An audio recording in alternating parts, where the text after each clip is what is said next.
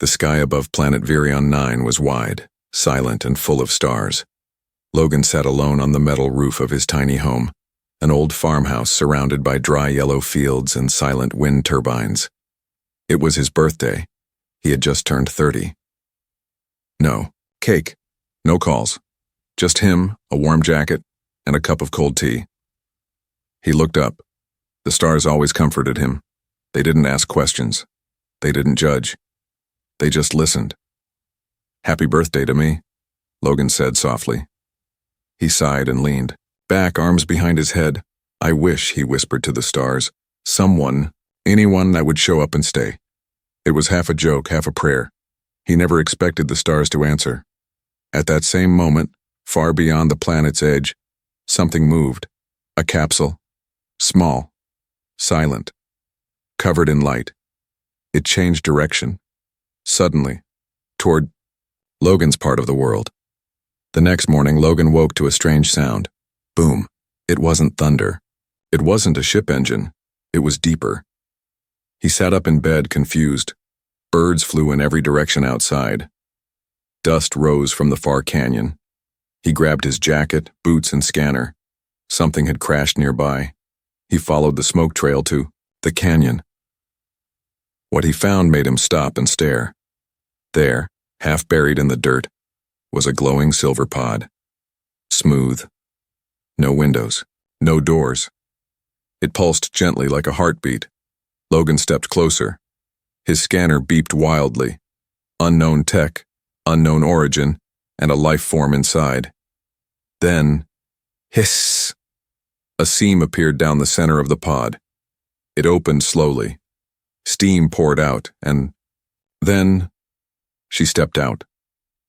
A young woman, barefoot, wrapped in a strange silver cloth. Her skin was soft violet, her hair like flowing dark water with glints of silver. Her eyes glowed softly, shifting colors like the sky. She stumbled forward. Logan caught her before she fell. He was too shocked to speak. She looked at him, her hands cold but gentle. "You're Logan," she said softly. He blinked. "How do you know my name?" She smiled weakly. "You called, so I came." And then she collapsed in his arms. Logan carried her back to the farmhouse.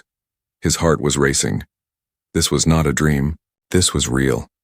He laid her on his couch, covered her with a blanket, and sat nearby, watching her chest rise and fall. "Who are you?" he whispered. She didn't answer. She was asleep, deep, almost like a system reboot. He looked at her features. She was beautiful, but not human. Her skin had tiny patterns like stars drawn in faint ink. Her fingers had 6 joints instead of 5. And when she breathed, a soft hum came from her body. Logan sat back in his chair and rubbed his face. "Okay," he said. "So, this is my birthday gift now?" Hours passed. He kept checking her pulse and temperature. All normal, except for the glowing light on her neck. It blinked slowly. Evening came again. She finally opened her eyes. Logan sat forward. "Hey, you're awake." She looked around, then sat up. "Yes, your home is small but safe." "Okay," he said slowly. "Let's start with your name." She blinked. "I don't have one." "No name?" "I was never given one. I was created to be sent." "Sent where?" She looked directly at him. "To you." Logan stood up. "Wait, what? Do you mean? Who sent you?" She touched the mark on her neck. "I only remember a voice, a command, and your name. Logan. You asked for someone under the stars." He stared at her. His birthday wish. A joke. A lonely whisper to the sky. "And now this? Why me?" he asked.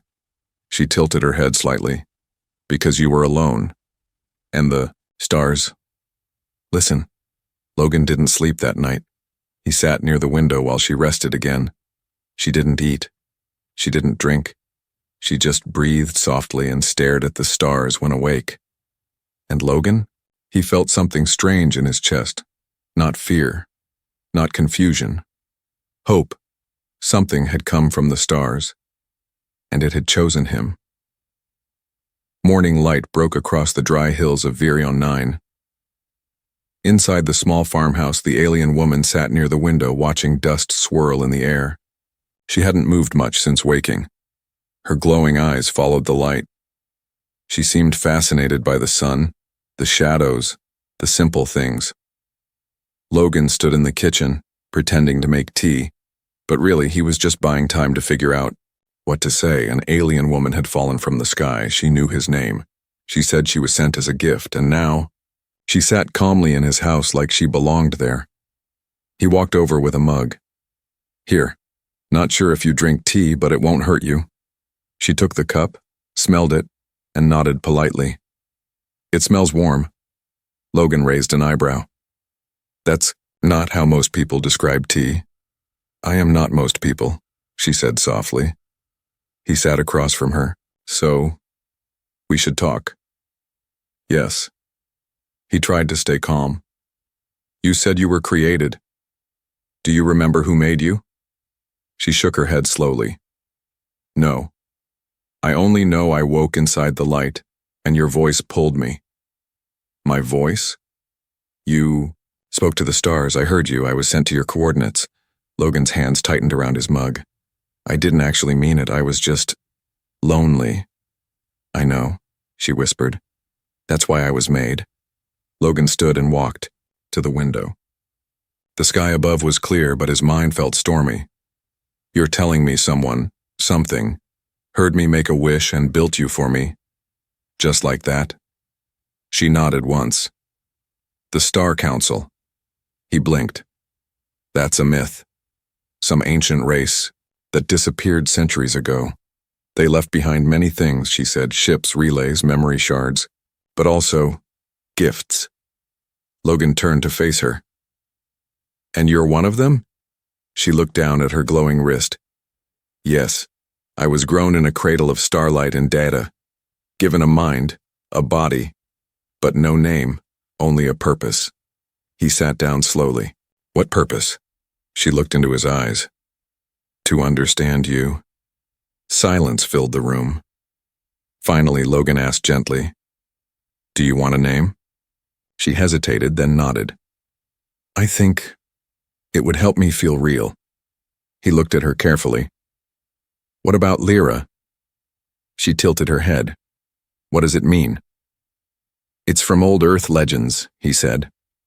A star that sings across the galaxy, alone but bright. She smiled for the first time. I like it, she said. Lyra. The next few days passed quietly. Logan taught her simple things, how to use the sink, how to feed the birds outside, how to listen to music. She learned fast, almost too fast. Her memory adjusted like a machine, but her emotions were very human. Sometimes, she would touch flowers and cry without knowing why.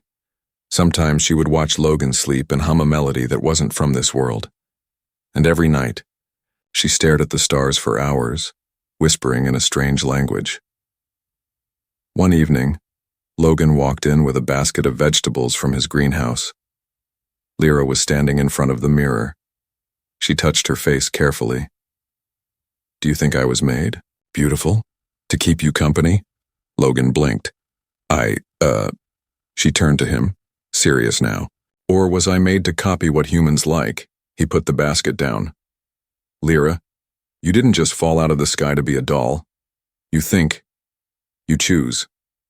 You feel. She walked up to him slowly. Then why do I feel pain when you're far?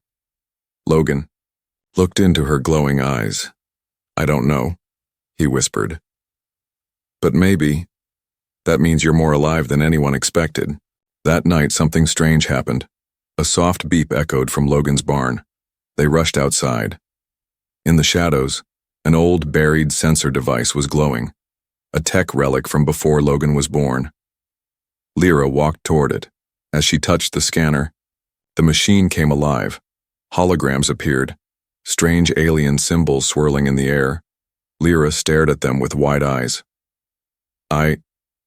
I know this, she whispered. It's a location. Something is calling me. Logan stepped beside her. What is it? She turned to him slowly. Something buried not far from here. Suspense. And it's waking up. Night fell over the lonely hills of Virion 9, but the sky wasn't quiet anymore. Logan stood with Lyra near the old barn, staring at the floating alien symbols above the glowing sensor. The light from the device shimmered across her face. Her glowing eyes were locked onto the strange data, moving faster now like it was alive. Logan swallowed hard. Do you understand what it's saying? Lyra nodded slowly. Yes, part of me does. She stepped forward and knelt beside the half-buried machine. This is not just a scanner, she said. It's a memory anchor, placed here long ago to watch and to wait. Logan felt a chill crawl up his back. Wait for what? Lyra looked up at him. For me. The anchor's light flickered. Then a strange noise filled the air, a pulse, like a deep drumbeat echoing through the dirt and sky. Boom, boom, boom. Then silence, and then a soft mechanical click came from under their feet. Something had unlocked. The ground shook lightly and a hidden trapdoor opened beside the barn, rusty, covered in roots and dust. Logan stepped back, stunned. I've lived here for years. I never knew that was there. Lyra placed her hand on the old hatch. It stayed hidden until I came. A cold mist drifted up from the opening. Lyra stepped down into the darkness. Logan followed, flashlight in hand. They walked through a narrow tunnel that led to a chamber filled with glowing tech, old cables, and flickering lights. A black orb floated at the center of the room, suspended by invisible energy. Lyra moved toward it as if drawn by instinct. Logan whispered, "What is that thing?" She touched the orb. Her eyes flashed with light. And suddenly, her voice changed. I am Lyra 9, Star Bond Unit, sent from Vault System Delta. Purpose: emotional link and long-term unity bond with selected human. Status: bonded. Signal received. She gasped and stepped back, blinking fast. I didn't mean to say that. Logan grabbed her arms gently. Are you okay? She nodded, breathing heavily. Something inside me is waking up. Data, instructions, feelings I don't understand. The orb beeped again and a mechanical voice filled the chamber. Bond complete. Observer unit initiated. Prepare for arrival. Logan's heart skipped. Arrival? Who's arriving? Lyra looked toward the ceiling. Her eyes widened. Something is already watching us. Above the planet, in silent orbit, a black triangular ship shifted its position. No lights, no signals, just cold metal and a giant symbol burned into its side, the same star mark now glowing on Lyra's wrist. Inside the ship, machines stirred. Old systems hummed back to life. Hidden cameras zoomed in on the farmhouse, on Logan, on her. One word appeared on their display. Activated. Back in the chamber, Lyra touched her temple. I can feel it, she whispered. They sent me here not just for you, but because something ancient had started watching Earthborn humans again. Logan frowned. So I'm part of some big experiment? No, Lyra said gently. You were chosen because you felt something most people don't anymore. Hope in the stars. That emotion triggered me.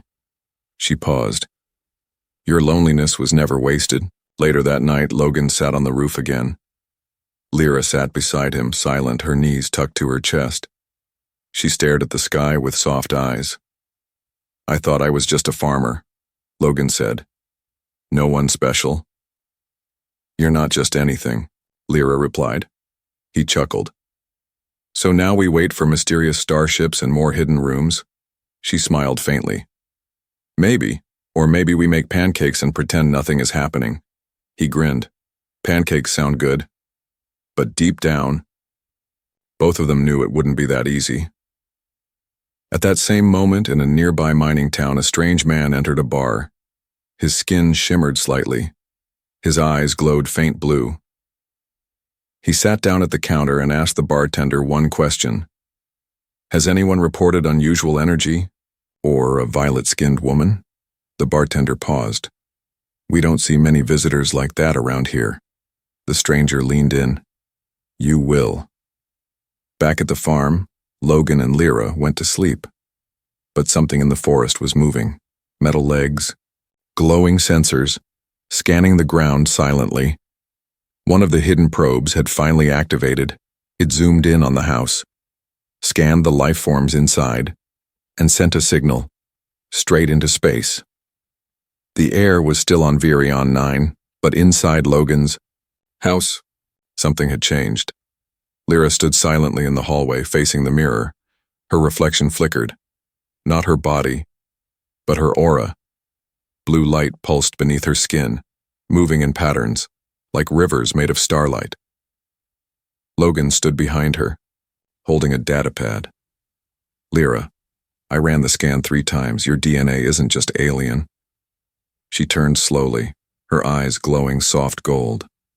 You're part machine, part light, part human.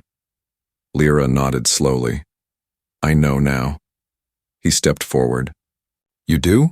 She placed her hand on his chest. The orb unlocked hidden memories. My creators didn't just build me. They used something. Someone. Logan's heart sank. Used what? She looked into his eyes. Your mother. Silence filled the room like cold water. My mother? Logan whispered. Lyra nodded. She was a genetic dreamer, a pioneer. She sent recordings of her voice, her thoughts, even her heartbeat into deep space. The Star Council found those signals, and they used her to build you? They said a child of loneliness could reach out farther than a king. Logan stepped back, hands shaking. You carry parts of her memory? Her kindness, her strength, her belief that love can cross stars. Lyra's voice cracked. I feel what she felt, because I am what she imagined. Logan sat down, trying to breathe. All this time, he thought he was forgotten, that his mother had left no legacy, but now standing in front of him was proof that even her hope had shaped something cosmic. You weren't just sent to comfort me, he said. You're proof someone believed in me before I even knew myself. Lyra knelt beside him. I'm not here to replace anyone. I'm here because your name, your soul, pulled me into being. That evening, they returned to the underground chamber. The floating orb now displayed images, maps, ruins, fragments of ancient space vaults. Lyra touched one image, a tall tower in deep space, surrounded by dead moons. The Vault of Echoes, she whispered. That's where I was created, Logan asked. Can you go back? I don't know, but someone else is trying to. The orb suddenly changed. A red warning symbol appeared. Lyra's face grew tense. What is it? Logan asked. A trace signal. Someone else found the pod. They're scanning for me. Logan narrowed his eyes. That means they're coming. Far above, in orbit, the black triangle ship received the same signal. Inside its cold walls, a figure awoke from stasis. Tall, pale, with glowing eyes and armor laced with stars. The hunter. He whispered in a harsh voice. The bonded one has activated. He opened a metal case. Inside was a glowing collar. No more wandering, he hissed. She returns or burns. Back on the surface, Logan stared at Lyra. Why would they want to take you back now? She hesitated. There's something else I didn't tell you. Logan waited. I wasn't just made for comfort or love. I was designed for control. The Star Council believed bonding with a human would awaken my true power. Something that could connect stars, minds, and maybe even stop wars. She placed her hand on the wall. The entire room lit up. Logan's eyes widened. You're connected to all this tech. More than that, she said. I am the key. Logan grabbed his coat. Then we need to run. No, she said gently. Running won't work. He'll follow us anywhere. Who? The one they call the Collector, she said. He hunts bonded units like me. He breaks them, rewrites them. Logan clenched his fists. Then we fight. Lyra looked down. You're just one man. I may be, he said, stepping forward. But you weren't just made from data and wires. You were made from her, my mother. And I won't let anyone take that away. Outside the house, the wind picked up. Storm clouds rolled in, fast and strange. The wind carried a new scent, metal and ozone. Lyra turned her head sharply. He's coming. A soft red dot blinked on the window, then another, and another. Logan ran to the door and looked out. Ships. 3 small, dark vessels dropped silently. Into the canyon, their lights off, their mission clear. They weren't here to talk. Inside the underground chamber, the orb flickered and spoke one last warning. Unit Lyra 9, final status. Hunter approaching. Choose. Surrender or power awakening. Lyra looked at Logan, fear in her glowing eyes, and he whispered without doubt, Wake up, Lyra. I'm with you. The wind howled across Logan's farm as if the planet itself sensed danger. 3 dark ships had landed quietly in the canyon beyond the fields. They didn't belong to any known colony. Their hulls were matte black, marked with silver star runes. No sound, no lights, no announcement, but their message was clear. They came to take Lyra. Logan stood in front of the farmhouse, gripping a plasma tool like a weapon. He had never fought in a war. He didn't even like yelling. But right now, he was ready to die. Inside, Lyra stood beside the old table, her fingers glowing faintly. Her eyes flickered between fear and purpose.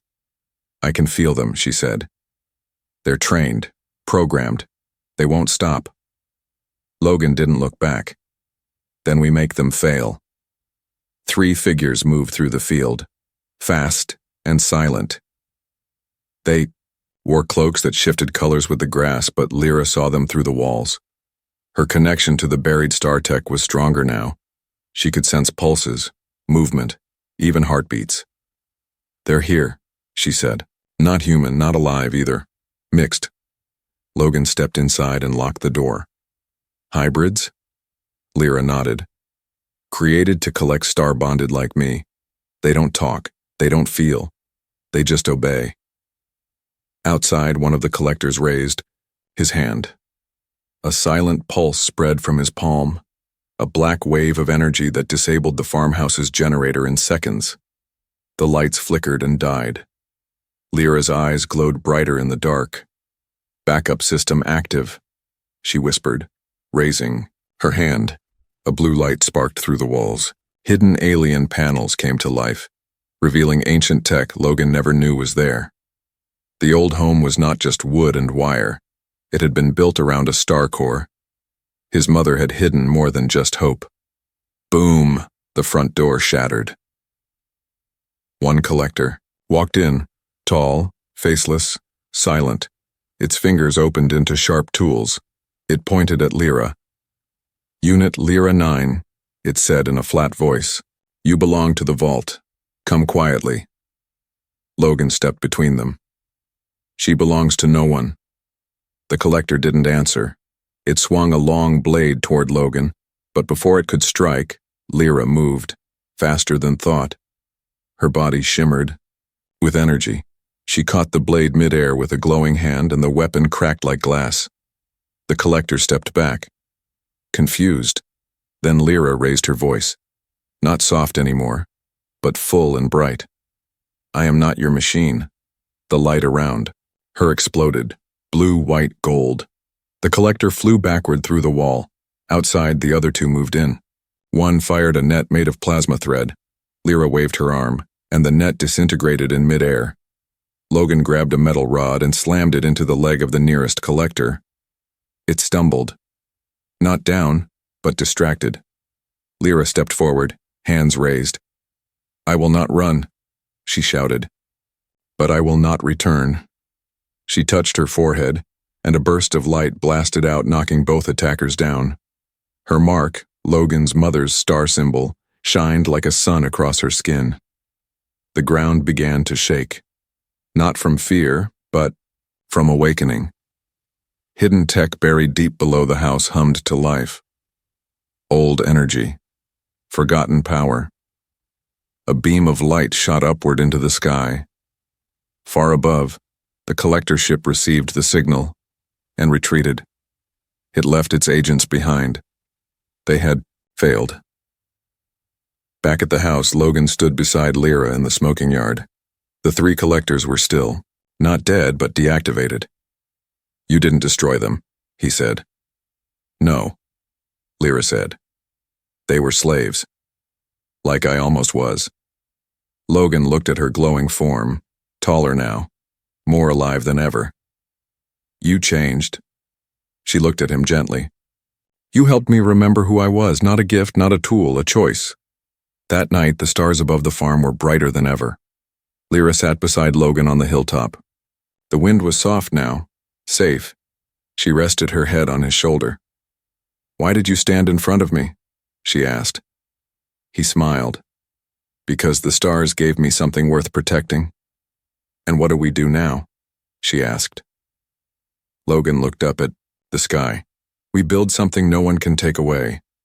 Far across the galaxy, deep in the vault of echoes, red lights blinked to life. A cold voice whispered, "Bonded unit survived. Human interference stronger than calculated. Prepare next phase, prepare the reset." The morning after the attack felt quiet. Too quiet. The wreckage of the fight still lay across Logan's farm. Burned grass, broken wall panels. The strange, silver remains of the three collectors shimmered in the soft sunlight. Birds chirped again, but the land felt different now. Awake. Logan sat outside, wrapping a bandage around his wrist where he'd been cut. His hands still trembled, not from fear, but from the weight of everything that had changed. And Lyra? She stood at the edge of the field, barefoot in the dirt, staring at the rising sun with glowing eyes. She didn't look like the woman who had stepped from a pod. She looked like a living star. "I feel open," she whispered as Logan approached. He stopped beside her, quiet for a moment. "Open how?" "Like my body isn't only mine anymore. Like I'm connected to something massive. Voices, memories, energy. The collectors didn't break me. They completed me." Logan's eyebrows furrowed. "Completed you?" She turned to him, her skin softly pulsing with starlight. "The Star Council designed me to unlock in phases. I thought I was here to make you less lonely. But I was really here to become more by bonding with someone who truly accepted me." He sat in the grass beside her. "So, what now?" Lyra sat too, folding her legs like a child. "I can feel the vault of echoes calling me. A final signal. One last command." Logan looked up at her. "You don't have to obey it." I know," she said gently. "But part of me wants to finish what I was created for." Suddenly, a sharp pulse shook the ground. A deep hum echoed across the farm, then stopped. Logan stood up fast. Was that the underground tech again? Lyra's eyes narrowed. No, that didn't come from below, that came from above. They both looked up. A long crack of light ripped through the sky. A ship appeared, not like the collectors before. This one was elegant, glowing with ancient silver veins and crystal blue energy. It looked less like a machine, and more like a being, Lyra whispered. "That's a Star Council vessel." The ship didn't fire. It didn't land. It simply hovered, humming gently, waiting. Back in the underground chamber, the floating orb activated again. This time, it displayed two paths in light. One glowed gold, the other deep violet. Logan and Lyra stood before it. "This is your choice," he said quietly. "I know," she replied. "If I choose the gold path, I rise into the vault and awaken all remaining bonded units across the galaxy. I become a signal of hope. And the violet? I stay here. I live, as myself, as your Lyra. But the network will go dark forever. Logan's heart ached. What do you want? She turned to him, glowing gently. I want both. I want to belong to the stars, but I also want you. He stepped forward, resting his forehead against hers. So choose the one where you're free. Lyra smiled, and suddenly a strange warmth filled the room. Her hand slipped into his. The star symbol on her palm glowed bright, and so did the matching mark on Logan's hand. It had spread to him. The bond was now shared. The ship above reacted. Light beams wrapped around the house. A hologram appeared in the sky. A tall figure, with no face, only energy. It spoke in every language at once, then shifted to English. Logan Gray, you have been accepted as a co-bonded human, the first in galactic history. Do you consent to share the final link? Logan looked at Lyra. She nodded. He turned back to the sky. I do. Instantly, the bond ignited. A wave of energy exploded across the planet, harmless but powerful. It touched every satellite, every probe, every old listening post across the system. And then, stars across the galaxy began to shine brighter. In deep space, on forgotten worlds, sleeping bonded units blinked to life. Some stepped out of cryopods. Some opened their eyes for the first time. Each one whispered the same word: awakened. Back on Virion 9, Lyra fell into Logan's arms. Her body trembled. He held her tight. What's wrong? I gave everything, she said softly. The bond passed through me. It linked hundreds, maybe thousands. I feel light, empty. Logan lifted her face. Then let me fill that space. He kissed her. Soft, gentle, honest. And in that moment, her glow returned. Not from a machine, but from love. The Star Council vessel slowly lifted higher into orbit. Mission complete. Its final message rang through the sky. One human's heart has reignited a galaxy's hope. The bond that shines will guide us all. The sky over Virion 9 no longer felt lonely. Where once stars seemed distant and cold, now they sparkled like old friends watching from above. The land had changed. The people would never forget what happened that week. And Logan, most of all, would never be the same. Inside the farmhouse, Lyra sat quietly at the table, watching the soft steam rise from a mug of tea Logan made her every morning. She didn't need food or drink, but now she enjoyed the ritual. The warmth.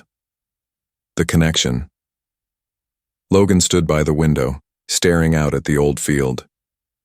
A once empty place where nothing had grown for years was now alive with glowing grass, strange flowers, and flickers of light dancing through the air. Alien life. Lyra's bond had awakened the ground itself. They'll come looking, won't they? Logan asked. Lyra nodded slowly. Yes. Scientists. Peace envoys. Maybe others we don't expect. I've already received 10 requests from different systems. For what? To visit, she said with a soft smile. Not to take, to learn. Logan turned to her. And what do you want? Lyra stood, walked over, and gently took his hand. I want what we've made here, together. A place where nothing was, and now, everything is possible. Later that evening, a small silver orb landed near the garden. It unfolded into a tripod and projected a holographic message from the Galactic Unity Council. A calm voice echoed in the field. To the bonded pair, Lyra 9 and Logan Gray, you are invited to the Unity Council Hall aboard Star Station Lyra. As the first known bonded pair across species, your story is now legend. We ask you to stand before the galaxy, not as weapon or experiment, but as hope. Lyra looked at Logan. You don't have to come, she said. I can go alone. He stepped closer. You came from the stars for me, Lyra. Now I'll follow you into them. She blinked, touched by his words. Her skin shimmered softly in the starlight. He smiled. Besides, I've never left this planet. It's about time. They spent one last night under the open sky. Logan lay on the roof again, just like that first night. Only this time he wasn't alone. Lyra rested beside him, her head on his shoulder. "You remember the wish I made?" he whispered. "Yes," she said. "I wished for someone to stay." She looked at him gently. "And I wished to finally be someone." They held hands in silence. The stars blinked above like a promise. In the morning, the silver ship returned. Not with collectors, not with weapons. This ship had no weapons at all. It was shaped like a flower unfolding in sunlight. Its engines hummed like a gentle song, and when it opened, a soft ramp reached down and waited for them. No words, no pressure. Just welcome. Logan packed nothing but a small satchel. Lyra brought only the necklace she'd crafted, from wires, memories, and one of Logan's broken tools. When they stepped onto the ship, it lit up in response. The walls glowed in golden lines. Soft light surrounded them. The ship didn't ask for coordinates. It already knew where to go. From orbit, Virion 9 looked like a sleeping gem. Quiet, glowing softly, holding its new life in secret. Logan stared through the window. "It looks so small now." Lyra came beside him. "But the heart we made there changed something far bigger." He reached for her hand. "Wherever we go, let's keep that heart." She smiled. "Always." Months later, on Star Station Lyra, a huge crowd gathered: humans, aliens, machines, creatures with wings, others made of pure light. All came to hear one thing: the story of the man who wished on the stars and the woman who answered. Logan stood nervously beside Lyra on the glowing stage. He wasn't a soldier. He wasn't a leader. But when he spoke, the room fell silent. "I was just a man who didn't want to be forgotten," he said.